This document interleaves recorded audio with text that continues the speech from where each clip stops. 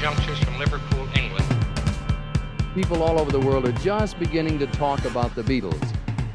My model of business is the Beatles. You know, they were four very talented guys. 1, 2, 3. Hello, my name's Paul McCartney. This is Ringo Starr. This is John Lennon. I'm George Harrison. Welcome back to the Here, There, and Everywhere podcast. I'm your host, Jack Lawless.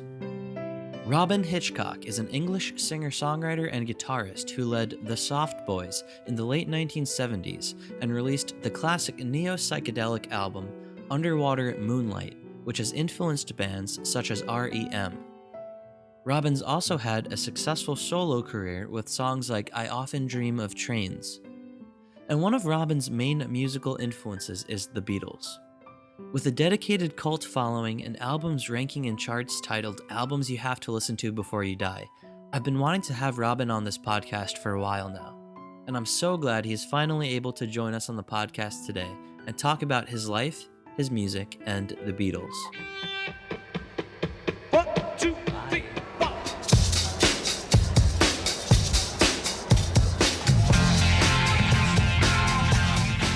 Hey Robyn, thanks so much for coming on the podcast. Hey, Jack, thanks for having me.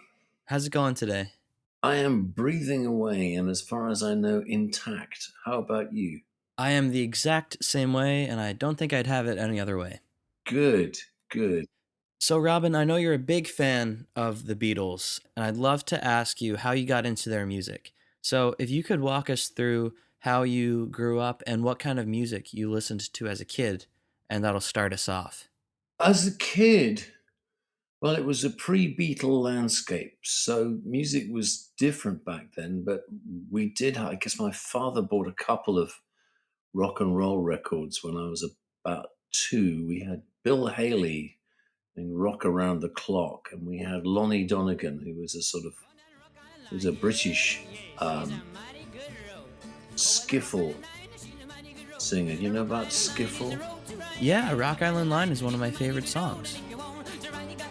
Yeah, well, the Quarrymen were a skiffle band, you know, John Lennon's first group. And skiffle was really kind of British acoustic rock and roll. They like acoustic guitars and a T-chest bass and a washboard, so you didn't have to have the back line, you know. And it was a sort of like slightly folky, what would now be called Americana. It was British people singing American sort of folk songs, but with a slightly rock and roll attitude. So we had that, and we had Bill Haley and various folk records that my father liked. People like the Clancy Brothers and Bob Davenport and people you might not know much about. There wasn't anything, you know. There wasn't really any pop radio. There was Radio Luxembourg, which played the chart music in the evenings, but the BBC didn't play very much. And there wasn't really much pop in Britain. You know, rock and roll had happened in the States and it had been imported over here, but there wasn't really a rock and roll radio as such. And people like the Beatles were actually collecting all this stuff, the R&B stuff and the stuff that white guys did, and Elvis Presley, Chuck Berry, Little Richard, and Buddy Holly. And that stuff was available in Britain, but I didn't hear it on the radio. I didn't really hear anything. And I've got this vague memory of hearing Love Me Do when it came out in the autumn of 1962, which was the first single the Beatles released. And it almost seems like a kind of prequel, you know. It didn't get to number 1. The Beatles were very popular in their area in the north of England, but it wasn't something that had broken out. And they were signed almost as a comedy band. The producer, George Martin, just thought they were really funny guys. He liked the interplay between them, and a lot of their repertoire was actually rather naff cover songs. And if you've heard that audition tape they did for Decca, but they're just dreadful songs. Besame Mucho and Three Cool Cats. You just wouldn't want to sign anybody who was doing that. But Love Me Do was an original, and I just kind of remember hearing that in the autumn of 1962, staring out at the twilight in November. But maybe I imagined that, I don't know. And then there was a big frost, there was a big freeze, there was a big snowfall, and the whole of Britain from the day after Christmas 62 for about 2 or 3 months was under snow and ice. We couldn't even get into school. We just stayed at home, and then the pipes burst and the house froze and all kinds of things. And as it began to thaw, I remember getting back into school. I was just coming up for 10 and hearing people talking about the Beatles. So this is a bunch of 10-year-old British kids down the south, outside London. And there was all this chat about the Beatles. And I thought, well, that's a silly name, Beatles. What does that mean? And then my father came into the room where my sister and I were watching a black and white science fiction puppet show on TV. Everything was in black and white in those days. And he said, you might like this. It's the top 20. I don't know why. It wasn't his kind of music, but he thought we might like it. He was probably trying to find something that he thought we might like. And lo and behold, there was this DJ called Alan Freeman who was counting down, and he had a kind of hysteria in his voice, and he played some Roy Orbison and he played some Buddy Holly. Most of the acts were American, And then he said, and at number 1, they're still here, pop pickers. It's the Beatles. He had this strange sort of transatlantic inflection, but he was English. So it was just like an accent from nowhere. I can't really just, it was sort of like that, It just sounded like a bubble of custard that was about to pop. But it just had this excitement to it. And they're number 1, pop pickers. It's the Fab Four, 2 weeks running. And it was From Me to You, I think. Da da da da da dum dum dum. And I suppose within about 5 minutes, there we were. My sister, who's 3 years younger than me, so we were pretty small. I was 10 and she was 7. We were just hooked. And next week we listened to the Pop Top 20 again. We put the transistor radio in a small children's stroller, like a perambulator. They used to be called prams, and we pushed it around we lived out in the countryside on a sort of farm. We just pushed it around, listening to the countdown from 4 to 5. And I think the Beatles were still number 1. Anyway, by the end of the year, I was sort of saying, can you get me the new Beatles single for Christmas? So I got I Want to Hold Your Hand, and I think I got 4 songs from With the Beatles. We couldn't afford an LP. It was like no one would have given me an LP for Christmas. It was too much, but I got an EP and a single. And so I was Beatlified. I was just changed over.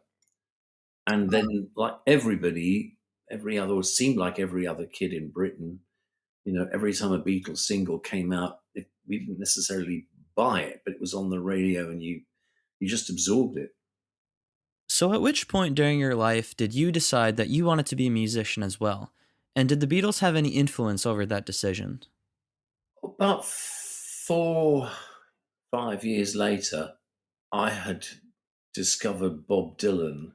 My parents gave me a guitar when I was 14. I didn't have any musical talent. And I was listening to the Beatles all the time. By then, Revolver was out, and I think we were heading for Sgt. Pepper's. And I loved the Beatles, but it never occurred to me I could do that kind of thing. So it wasn't until I heard Bob Dylan that I thought, oh, okay, this is what I want to do. I want to write these long, poetic songs that people might or might not understand what they are describing, but they would get the feeling of it. They wouldn't necessarily literally know exactly what it was about. Beatles songs were, certainly in the early days, were much more straightforward. They had a vocabulary of about 20 words, love, my friend, diamond ring, yeah, girl. That was sort of it, really. And then Dylan came along, and and he introduced them to marijuana, and suddenly their lexicon expanded. Or within 2 or 3 years, you were getting "I Am the Walrus" and "Penny Lane" and "Within You, Without You," and lyrics that would have been absolutely impossible in 1963. They just couldn't have written those songs. Things were changing so fast. So me, by the time I was 16, I knew I was going to do this, or I was going to try and do this, and I've been lucky enough to get away with it. But I didn't know if I would. But I really know I wanted to be Bob Dylan. But billions of years later, the Beatles remain the biggest musical influence on me. Everything I do, I think, could have been on the White Album, really. Whatever I've done over the last 45 years would probably, you could imagine it popping up, whether it's one of my quiet songs or one of my noisy songs, or whether it's got harmonies or it's just a solo voice. Yeah, and what a great album to fit the sound of. I mean, the White Album is one of my favorite Beatles albums. It's just so eclectic and such a staple of modern music as well. So, Robyn, looking back on your career, do you have any favorite moments? My career, Yeah. oh, I'm just glad to have got away with it, really. I had some excitement at a few points. We got on TV a few times. I remember playing at Earth Day in 1990 at the Washington Monument. Must have been about 100,000 people there or something. That was a very big crowd.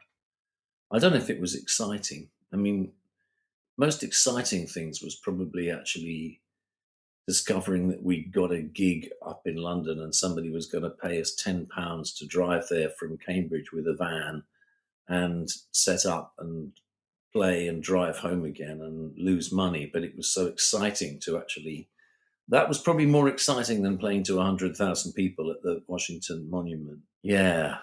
It's funny what's exciting. It's not necessarily in proportion. Yeah. And you mentioned that the Beatles have influenced your music. Would you say that they've influenced your life in areas that are not your music? I think they've colored my life, and I think they've colored the world generally. I mean, can you imagine what life would have been like if the Beatles hadn't happened? British pop music might never have taken off or got to America. A lot of the way our culture changed, human nature hasn't changed, unfortunately, but our culture changed enormously in the 1960s. And the Beatles was a big part of that. Bob Dylan was a big part of it, but Bob Dylan kind of appealed to quite a small clique of enlightened people, certainly to begin with, whereas the Beatles just sort of appealed to everybody. They were very universal.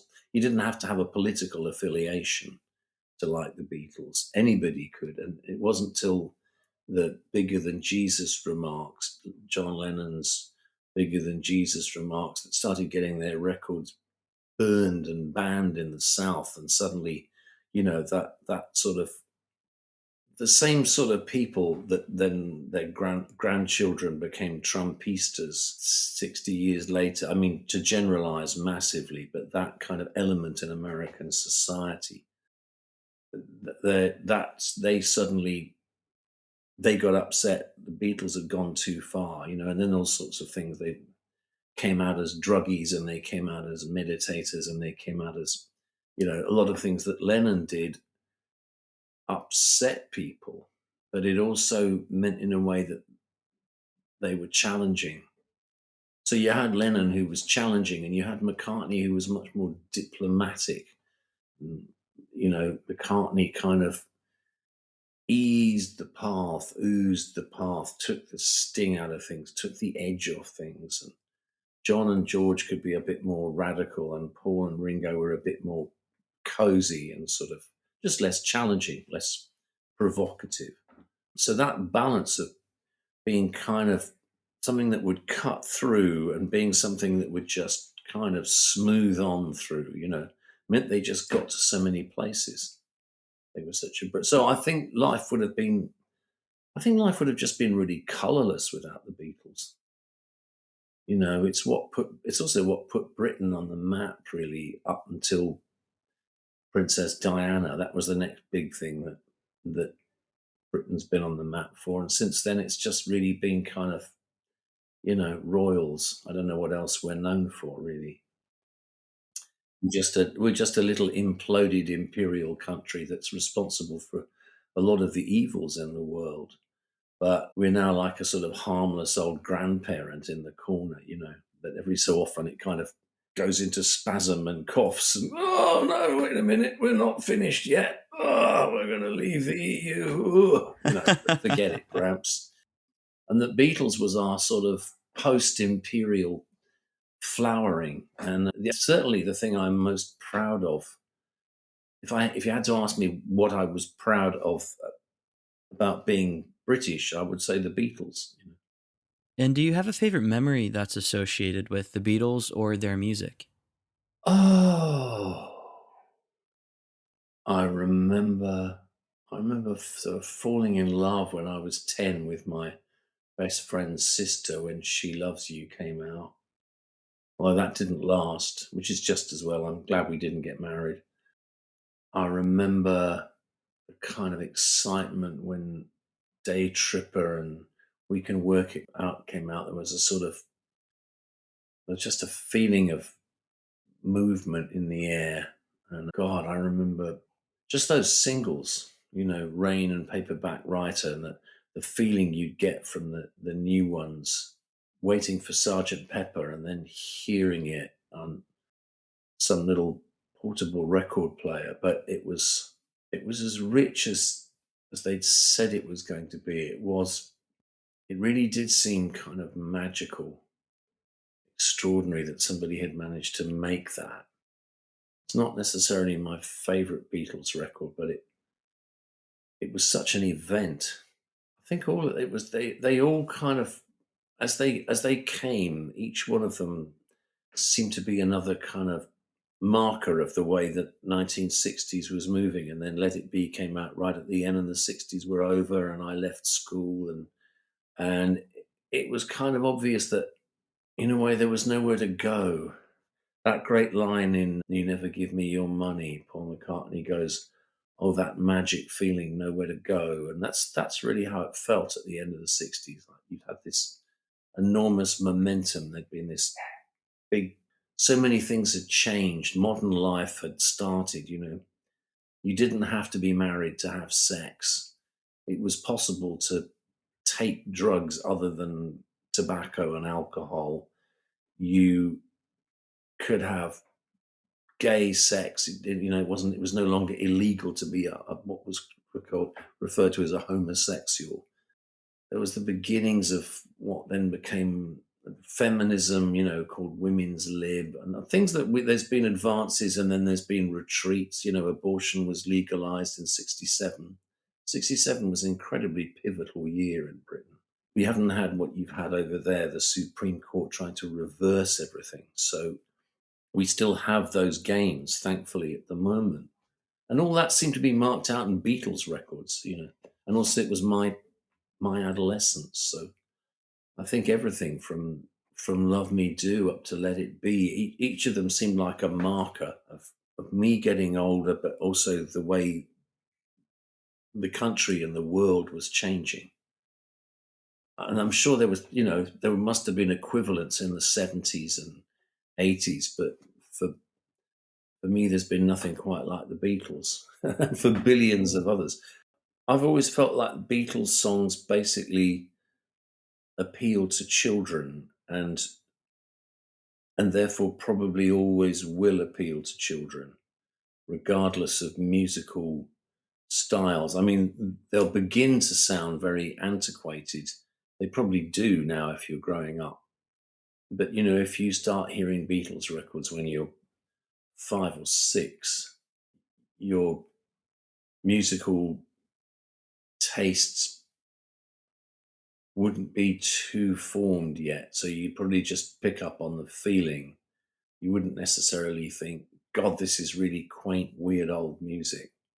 You might, I don't know. I don't know how much things are going to change, but because the musical rules to which the Beatles wrote are now historic. They're gone.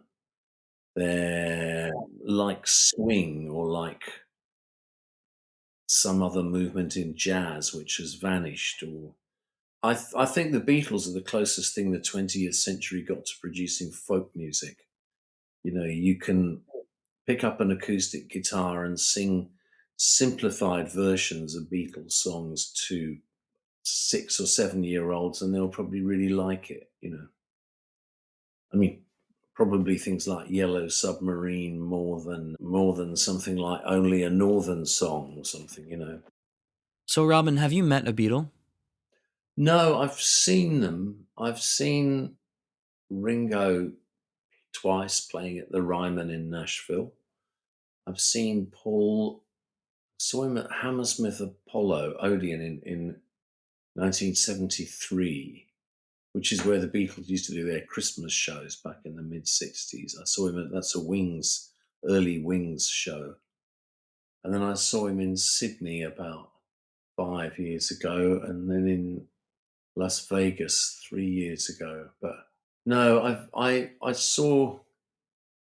I was at a party he was at once, and I bumped into him, but we simply said sorry, and he was dancing. But and so I've seen him from. I saw him at a Brian Wilson gig, so I've sort of seen him close up, but I've never actually met him. No. And do you have a favorite Beatle? My favourite Beatles are the gone ones. I mean, I always preferred John and George to Paul and Ringo. They just seem more interesting, and I thought, in a way, better looking. George, I thought, was particularly handsome. John was probably the most charismatic of them, and he started the group. You know, it was I think in his mind it was his group, which is why he was really hurt when sort of Paul took over. But he also wasn't really up to leading it anymore. You know, he'd been through so much with becoming very successful, and then bearing the brunt of his remarks about Jesus and everything, all those records being burned, you know, that must have made everybody pretty paranoid. And just the whole, you know, and then all the drugs. I'm surprised they didn't all go completely insane, really. Maybe because there were four of them and they were basically down to earth Liverpudlian working class heroes. They didn't go mad. They didn't get completely disconnected from reality, but I imagine John particularly must have. But, you know, he was definitely he was the one. And the fact that he was then killed, really, that was it, you know. What a terrible thing to do. You know, you take somebody's life, but you also take away a life that means so much to millions of people. And just because you think that you don't agree with what that person's become, they haven't become what you wanted them to be, you know.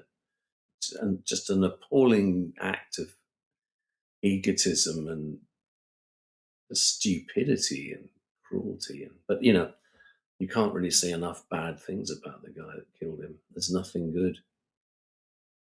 I still can't believe it. Of all the things that have happened, it's the one thing I can't really get my head round. And I can't believe that the first time we went to New York, he was still alive, living with Yoko up on the Upper West Side. You know, we might have gone past him in a cab or something.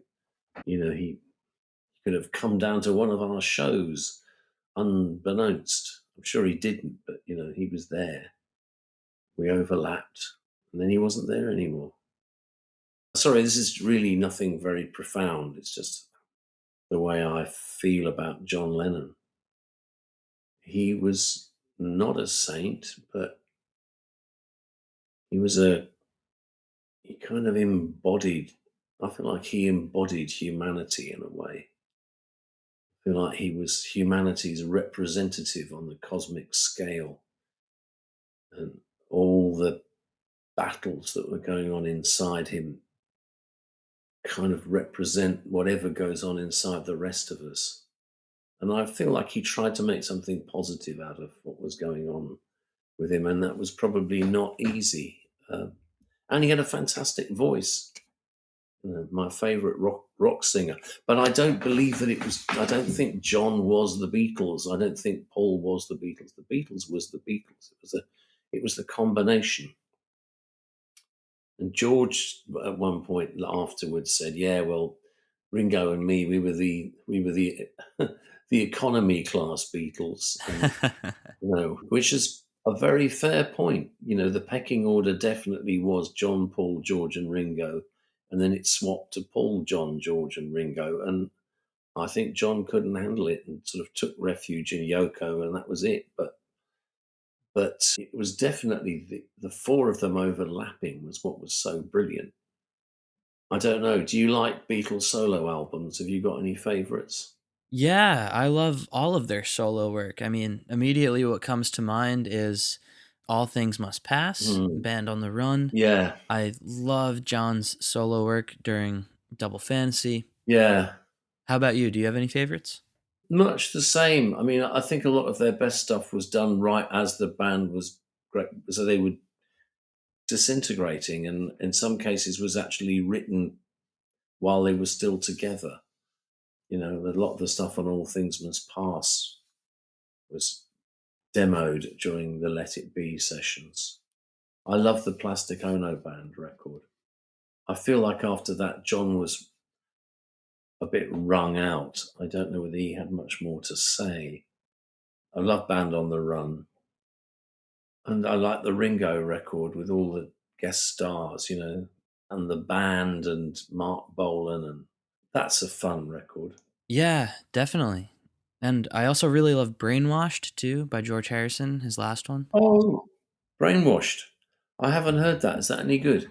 Yeah, I love that. What a great collection of songs. That's the one that came out in 2002, about a year after he passed away, Oh, right. and was produced by Jeff Lynne and his son Danny. Yeah. Yeah, I definitely recommend it. It's one of my favorite George albums.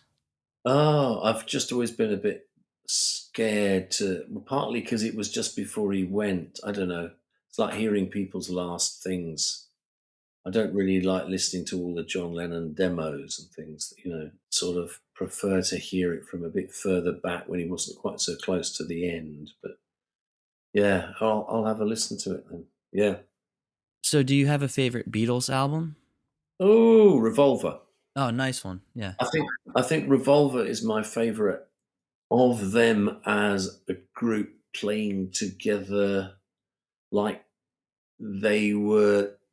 They were still touring when they made the record. They were still acting as a live quartet, even if nobody could hear them when they played, and they were really, they were fed up with the shows. There wasn't a lot of love in those live Beatles gigs, I think, the last few years. It was just turning up. They might as well have been miming. Nobody could hear what they were doing. Everybody screamed, and they'd had 3 years of it, and they were a bit over it, I think. But they made this. I mean, all their records were great in different ways, but I love the way nobody dominates and they're still singing together a lot. So even if they're not writing together, there's that sound, their voices together, which is my favorite element of the Beatles, is actually hearing 2 or 3 of them sing together. Like She Said is just John and George. I don't think Paul's even on that track, but it's just got that vocal sound. Or something like Dr. Robert is, John and Paul singing a lot together. There's just that. And there's 3 George songs on it, and they're all really different and great. And, they'll go into these 3-part harmonies when they need to. Or like Because right at the very end, where you've just got that fantastic 3-part harmony that is then triple tracked or something. It's exquisite. I love their voices together. And what do you think of the recent remix of Revolver? I haven't actually heard it. I've heard 1 or 2 bits. I don't know. What do you think of it? I thought it was great. I think a lot of songs sound a lot better. I mean, this one of the standout tracks to me was the Yellow Submarine demo, where John Yeah. is just kind of singing by himself with his guitar. Have you heard that one? Oh, yes, I have. In the town where I was born, no one cared, or something. That track to me sounded like it could have been on the Plastic Ono Band. Yeah, well, it was probably, one of his sad personal songs, which he got started writing. I don't know, maybe it was as soon as he started getting stoned or something. But like Help. If you hear the demo of Help, it's a really mournful song. He just sounds lost. I was younger, so much younger than today. I never needed anybody's help in any way. And now these days are gone. And not so. I don't think it's in that key, and if it is, it's not. It's not quite that, but it's really mournful. And then they sped it up, and it sounds like it's about 3 times the speed. The band and George Martin get hold of it, and it's like a country song. Really snappy. But actually, you get a feeling more of what it was actually about. But John could obviously be a real misery, and you needed. If it wasn't for Paul, he could have been really dreary sometimes. I don't know. Paul snapped it all up, pepped it up. And what do you think makes the Beatles songs always relevant? I think it's just the magic. I think there was some form of magic that was created by having the 4 of them in place. I mean, I guess they would have made it even if they'd kept Pete Best rather than Ringo, but Ringo was a sort of magical touch because Ringo was a personality that then became a cartoon character and came through in the movies, The Hard Day's Night and Help. And Ringo was a character and a personality in a way that I don't know whether Pete Best was. So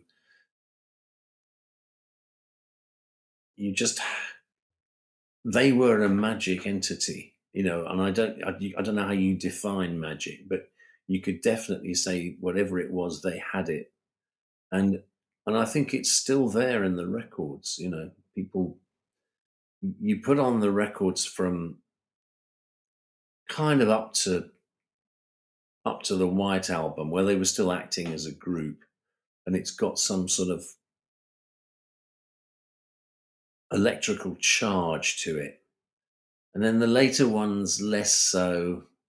It tends to be Paul and a backing group, and then sometimes John or George with the backing group. But Paul seemed to be the guy that wrote the hits, so that Hey Jude, Get Back, the sort of Let It Be, the popular ones from their later days are Paul. But they're still great songs. Something is a terrific song. John did a lot of his best work as they were breaking up. She's so heavy. Happiness is a warm gun. Don't let me down. It kind of went off into Cold Turkey and Instant Karma. It's that sort of phase of John Lennon was, I think, his most exciting. But yeah, I just magic, really, Jack. So, Robyn, what are you up to now? Are you involved in any projects? Working on any magic recently? Well, I'm glad you asked me that. I have got my most recent album, Shuffle Mania, came out last fall and is still available on Amazon My label, Tiny Ghost Records. I believe it's reached the stores and reached Amazon. You can get it from our mail order service, and I'm about to do a American major city tour in March and April. I'll be at the Bowery Ballroom in New York on April the 1st. And I'm just about to release my first ever record of instrumentals, also on Tiny Ghost, which is called Life After Infinity and consists of 11 pieces of music with no vocals, which I'm proud of because it's my first chance to simply be a musician and have all the words taken out. So I guess it's like, George Harrison doing Wonderwall or something. It just steps away from what I usually do and it gives me a chance to play a lot of guitar and guitar that sounds like a sitar, but it's not a sitar. And a tiny bit of banjo. So yeah, that's what I've got. So I got loads of projects spiraling away, spinning out. Awesome. And where can people find your work and more information related to that? Well, you can find the information at my website, robynhitchcock.com. You can also go to Tiny Ghost Records website, which will have all our releases, the records that Emma's put out so far, and mine. We're also re-releasing the Soft Boys' second album, Underwater Moonlight, from 1980. That's coming out again on Tiny Ghost. So we're doing back catalogue stuff and we've got new stuff. Emma's got a couple of records that will be coming out in the next year or so that are made already. Yeah, so it's all happening. It's all happening down at the Ghost. Awesome. And all of those links will be in the podcast description. So if you're listening and you're interested, you can click them right there. Robyn, thank you so much for coming on the podcast. It was a great conversation and great talking to you. Well, it's nice to see you and identify you. Keep flying the Beatles and, I'll see you in New York. Thank you for listening to another episode of the Here, There, and Everywhere podcast. To find out more about Robyn Hitchcock and his music, check out all the links I included in the podcast description. If you'd like to hear more episodes in the future, don't forget to subscribe to this podcast and follow us at Beatles Earth on all social media. As always, I'll see you next week with a brand new episode.